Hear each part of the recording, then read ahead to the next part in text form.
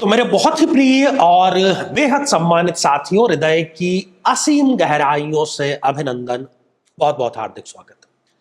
साथियों, चर्चा इन दिनों हमारी चल रही है एक बहुत ही बड़ी समस्या।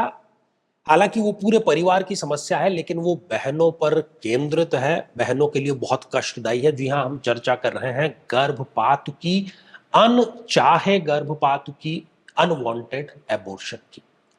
साथियों, जन्म पत्रिका के माध्यम से ही हम ये पता लगा सकते हैं कि क्या कारण है इसका, क्योंकि हमारे इस भौतिक शरीर जो बाहर से नजर आ रहा है या हमारे सूक्ष्म शरीर, इन सब का संपूर्ण विवरण हमारी जन्म पत्रिका में होता है।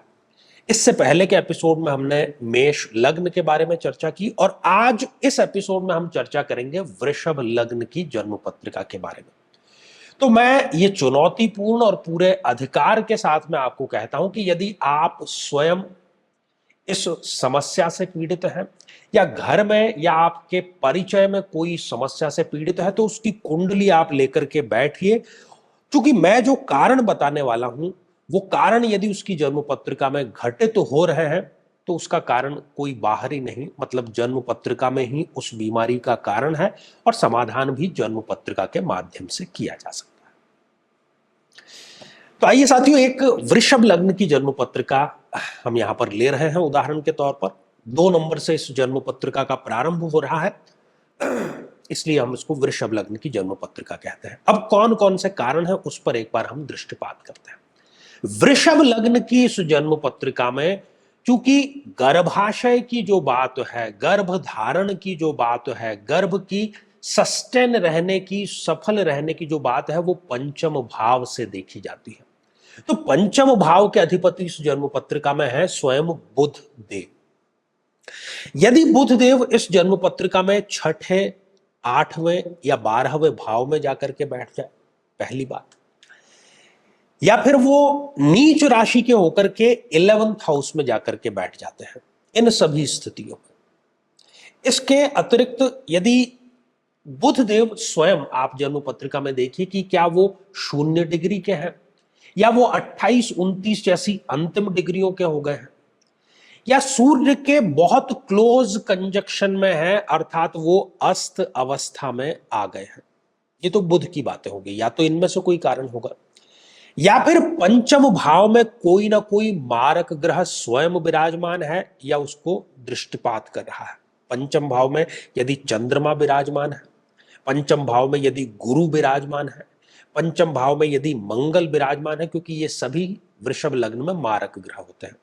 यदि मंगल देव द्वितीय भाव में या दशम भाव में विराजमान है तो वो पूर्ण दृष्टि से पंचम भाव को देखने का कार्य कर रहे हैं। यदि गुरुदेव लग्न में विराजमान है या नवम भाव में विराजमान है, यहां से भी वो पंचम भाव को देखने का कार्य कर रहे हैं।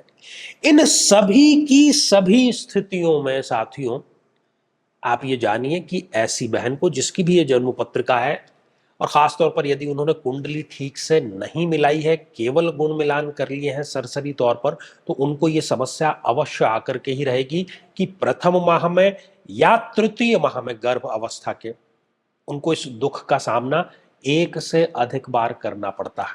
लगातार उनको इसका जो दुख है वो झेलना पड़ता है।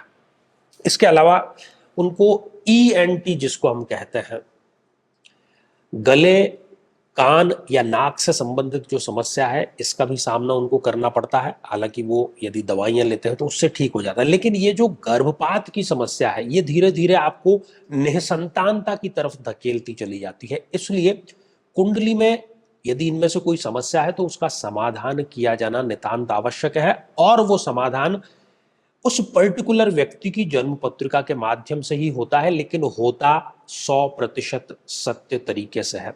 आपने स्वयं इन पॉइंट्स को सुन लिया है, कुंडली आपने खोल करके जरूर रखी होगी मैं समझता हूं, तो उसका भी आपको एनालिसिस करके आपको कारण भी पता लग गया है कि इनमें से ही कोई कारण है। तो इसका समाधान जो है वो चिंता से नहीं, चिंतन से होगा, और अवश्य ही होगा, क्योंकि जहां हजारों बहनों को लाभ मिला है, आपको भी अवश्य ही मिलेगा।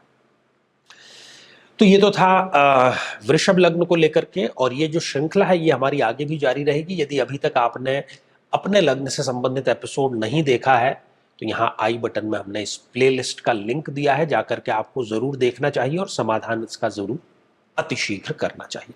और यदि आप भी चाहते हैं कि आपकी कुंडली का संपूर्ण विश्लेषण हो, समस्या का समाधान हो, तो आगामी समय में मैं स्वयं इन शहरों में उपस्थित रहूंगा। आप समय लेकर के मिल सकते हैं या फिर आप टेलीफोनिक या वीडियो कॉलिंग अपॉइंटमेंट के माध्यम से भी जुड़ सकते हैं।